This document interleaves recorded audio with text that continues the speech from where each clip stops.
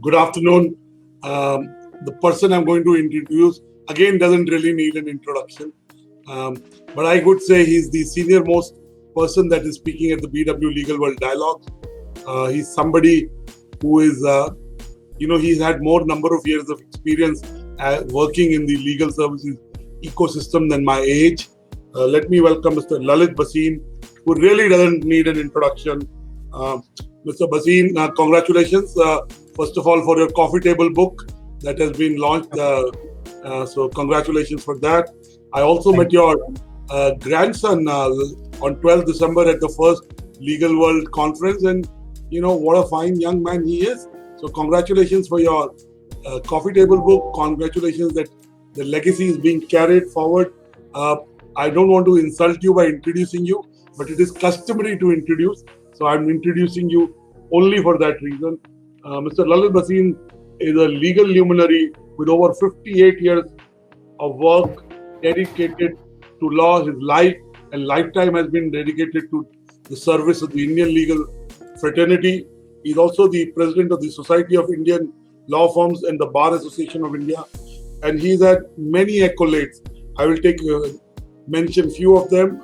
He's got the plaque of honor for outstanding contribution to the rule of law in 2002, awarded and handed over to him by the then Prime Minister of India. He's also got the National Law Day Award in 2007 by the President of India.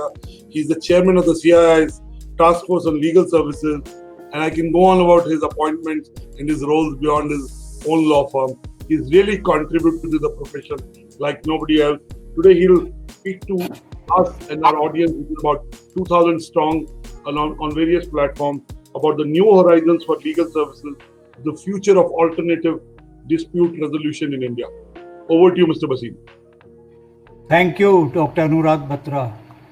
I am audible.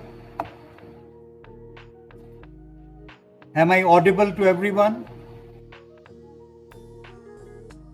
Okay.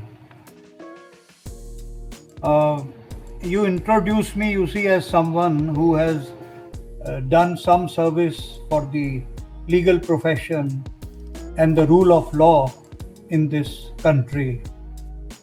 But I am much concerned about the situation and position and the status of the legal profession as it is in India today. Therefore, I'll be touching upon certain aspects which are quite disturbing, you see, so far as the future of legal profession is concerned. Legal profession as it stands today, as it exists today, I see actually no new horizons. That is the topic which you have given me. New horizons for the legal services and the future of ADR. As I said, I see no new horizons. The existing horizons, they present a very dark, fogged, dimmed, and bleak picture so far as the future of legal profession is concerned. Legal profession by itself is not to blame for the delays which occur, you see, in the disposal of matters. It is the system. And this system, you see, which is the adversarial system, which was there even in the United Kingdom. And I quote in 1742, Benjamin Franklin. I think it's a famous name all of you must have heard about. Benjamin Franklin in the Poor Richard's Almanac in 1742, he said, "In some countries, the course of the courts is so tedious and the expense so high that the remedy, justice, is worse than injustice, the disease. In my travels, I once saw a sign called The Two Men at Law. One of them was painted on one side in a melancholy posture, all in rags, with this scrawl, I have lost my cause.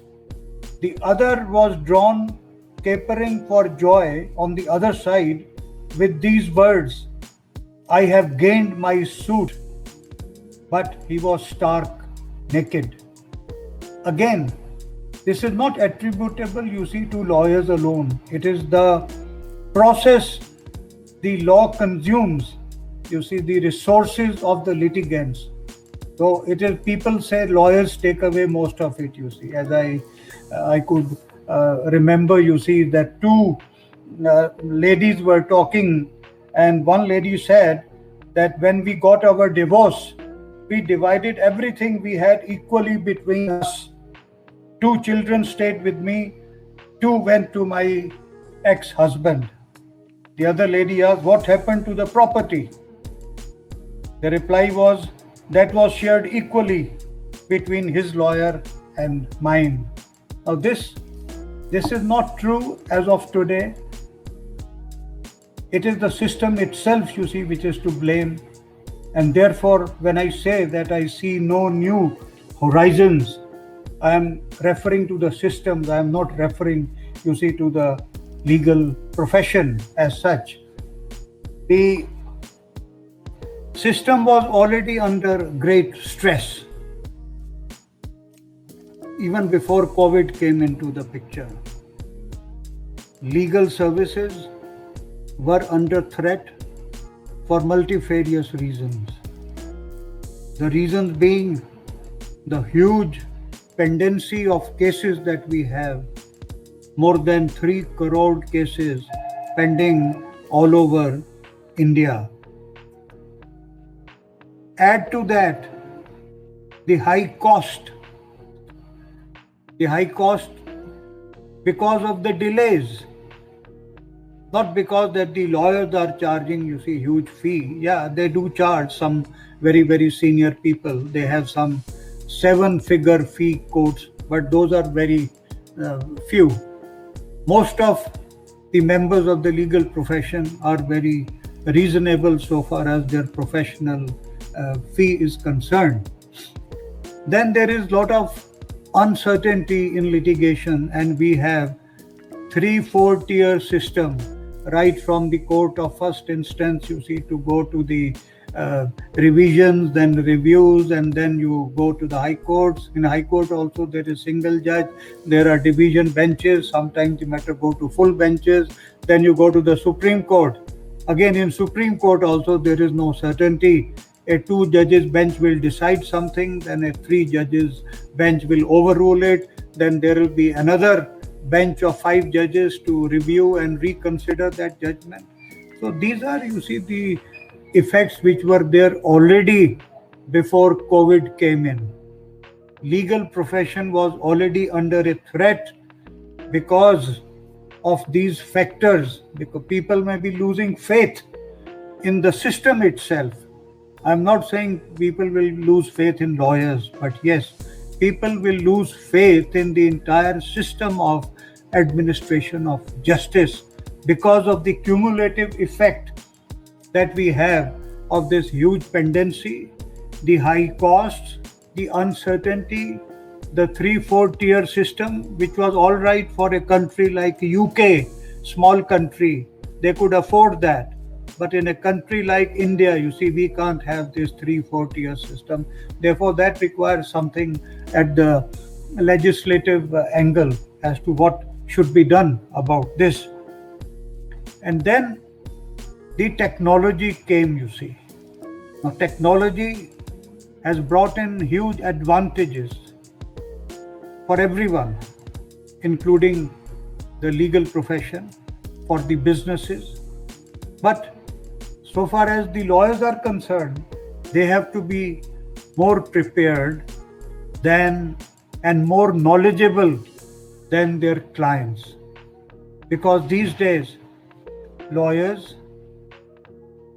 the clients, that is the in-house counsel, the CFOs, they do a lot of research on their own before they go to the lawyers.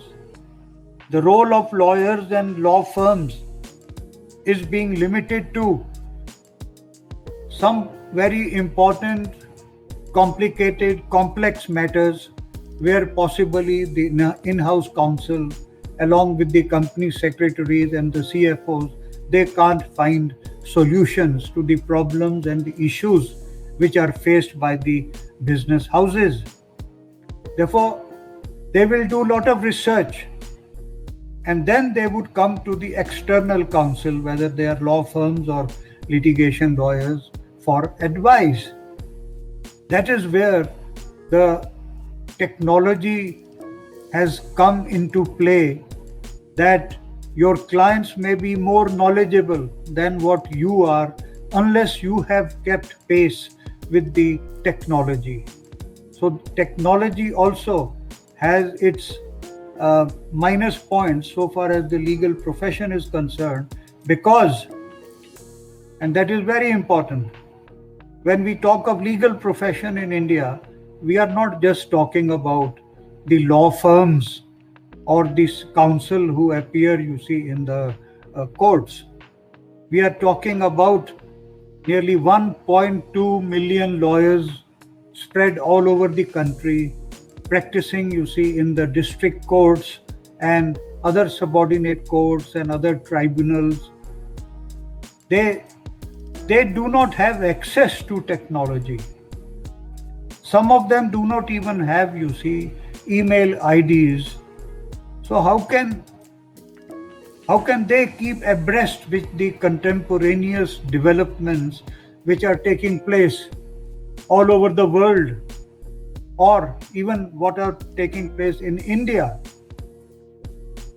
Therefore, technology, so far legal profession is concerned, yes, it is good, because most of the law firms and the big law firms are already using artificial intelligence as well.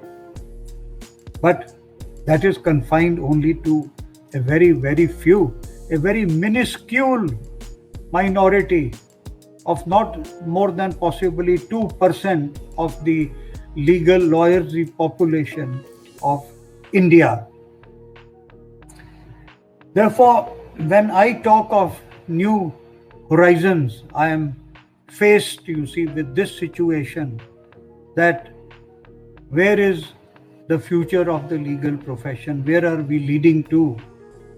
Because the ultimate aim is that there should be quick and expeditious dispute resolution in this country. Lawyers have played very significant role. And as Lakshmi Kumaran just now said, that yes, lawyer has to strike a balance, and he also advised what a lawyer should be doing. I fully support and endorse what he said. I also fully support and endorse what Jyoti Sagar said about use of simple English, you see, because we are accustomed to the UK English and all that, but that does not serve the purpose.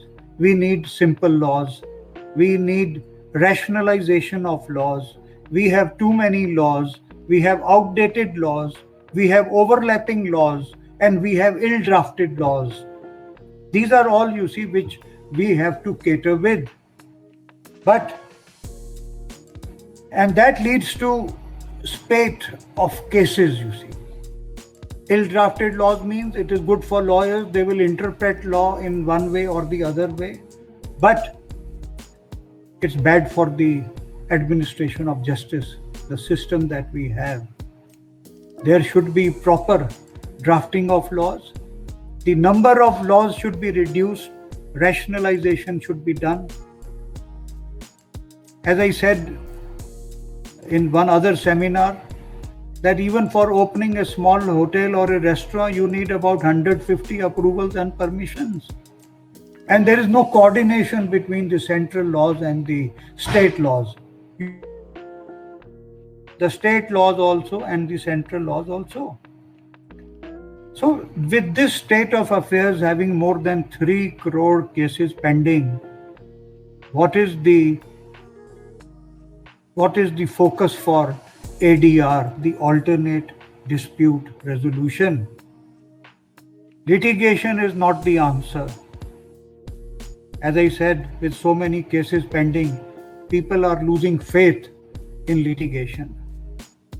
But do they have an alternative which I'm sure they should have, they must have, because that is their right.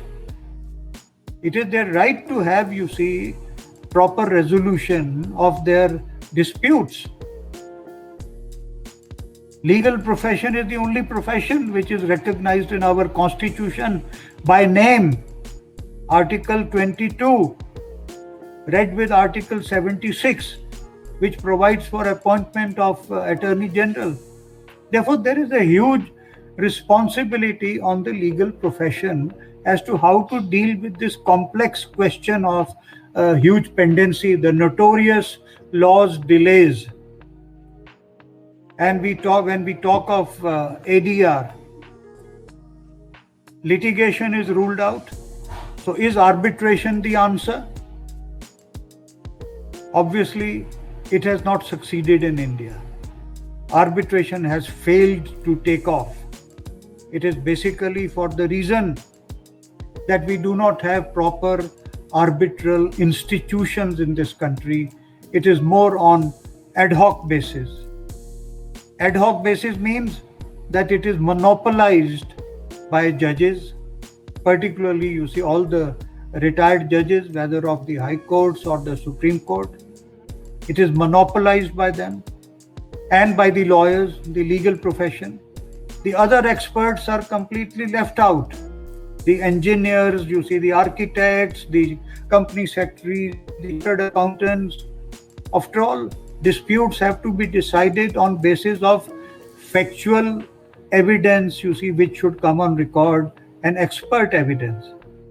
Lawyers and judges do not have that expertise when they deal with very technical, complicated questions, you see, either involving information technology or construction matters. Therefore, the need of the hour is to have proper institutional arbitration, which we do not have in India at the moment. A small beginning is made in Mumbai. You see, we have a Mumbai International Arbitration Center doing a good job. But similar other institutes have to be set up, which should not be under the control of the government or any particular business. These should be independent institutional arbitration centers which inspire confidence. But since it is not there, therefore arbitration as an alternate dispute resolution mechanism is ruled out. Now, if arbitration is ruled out, then what is the answer? The obvious answer, and particularly for countries like India, is mediation. And when Lakshmi Kumaran gave an example of client coming with the demand, you see, from the income tax authorities, and he said you should pay something, I think that is the principle which I follow when I give my advice to the clients. And I tell all my partners and my fellow colleagues in the legal profession, follow the same. And what is that advice? That advice is a bad settlement is better than successful litigation. Therefore, try to have a give and take approach. Advise your clients, you see, that try to settle it as against your claim for 100 rupees, even if you get 50, 60 rupees, take it and then try to settle the matter. Because if you don't do that, you will possibly result in spending much more than what your claim may be. And that is not attributable to lawyers, you see. It is attributable to the system that we have, you see, in India. Therefore, mediation is the only answer, you see, that we have. And some beginning has to be made. In Delhi High Court, we have made the beginning. I think it's a shining example of how mediation can succeed. But it is a small effort by one High Court. I think other places also must follow the same. Therefore, my message, you see, to the legal fraternity and even to the business community is that try to go for mediation. But for that, you need trained mediators who inspire confidence, you see, in the parties, that yes, here is someone who will not misguide us or take sides with the other party, but he will try to give us some advice, whether factually and legally what we are saying is correct in terms of our claims or counterclaims or whatever the dispute may be. Therefore, that is the way forward. The new horizons, as I said, I don't see, particularly after COVID. Legal profession has suffered considerably. There has been no effort by the government, no effort by the Bar Council of India, which is the regulatory body, to help those. I'm not, seeking help for the established law firms or these counsel who appear in courts. I am seeking help, and some introspection on the part of the government and the regulatory bodies. What about the lawyers who are dependent upon their professional fee every day? It is like a daily earning. They have been deprived of, because what we have today is the virtual hearings. Have virtual hearings, done that service which was expected? I say no. The glaring example is, the matters which come up in the Supreme Court and the High Court. Only urgent matters are taken up, and the urgency is decided by the registry of the courts, whether this is urgent, this is important, this is not important. What about those cases which have been pending for decades now? Why those cannot be given priority? And these urgent matters are taken up, so-called urgent matters are taken up through virtual hearing. A common citizen does not have approach, Access, to the courts is denied to him, which is against, his fundamental rights. And what could have helped was these young lawyers, emerging law firms, small law firms. They will be virtually wiped out of existence if no assistance comes from the authorities and from the regulators. They are a struggling lot.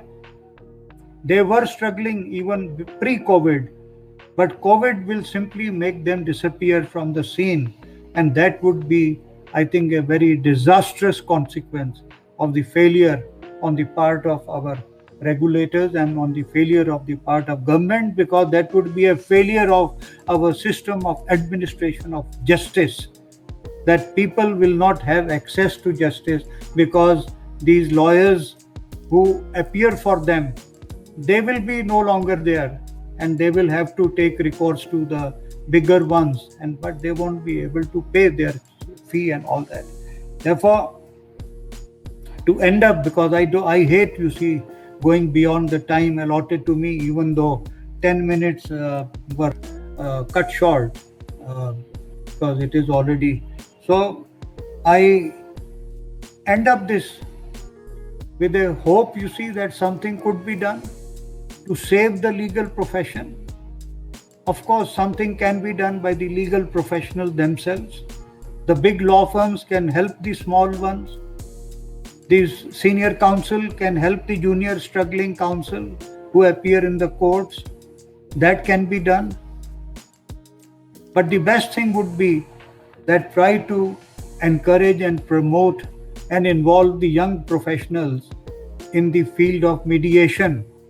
Actually, that should be one subject which should be introduced in the law schools, so as to train our young budding students who will become lawyers one day to know the significance and importance of mediation in a country like India, where adversarial form of the system was not at all suitable, but it was imposed on us.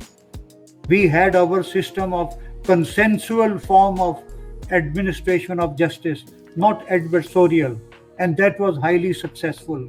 The Gram Panchayats, the Zilla Parishads, all are examples of the consensual form of administration of justice, because the emphasis was on justice, not on the legal technicalities as represented by law.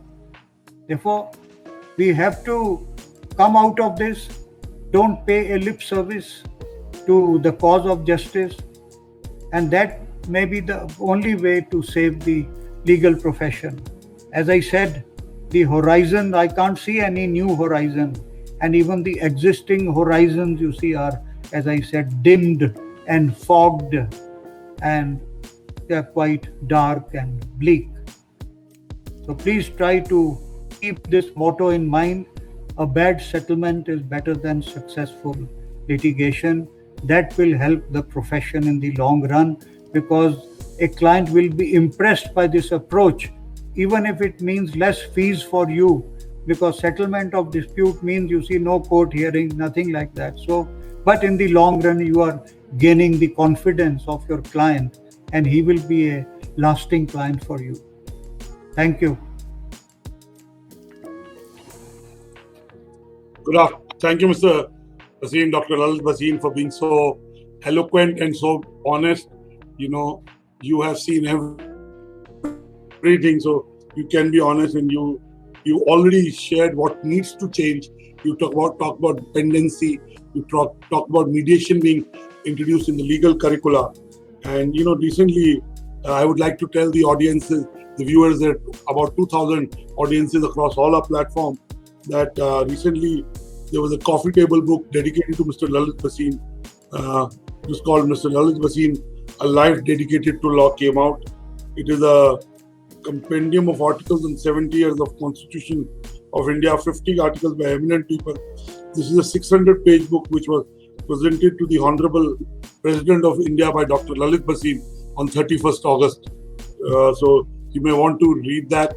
I'm sure it will echo the sentiments that he has kind of shared with us. My only question before I let you know is, while you talk to the policymakers and the legal ecosystem about what needs to be done for the young lawyers and the young legal influencers, but if you had to tell them what should be their playbook for success so that they are able to make a mark on the legal profession, what would be your advice to these legal minds who are young?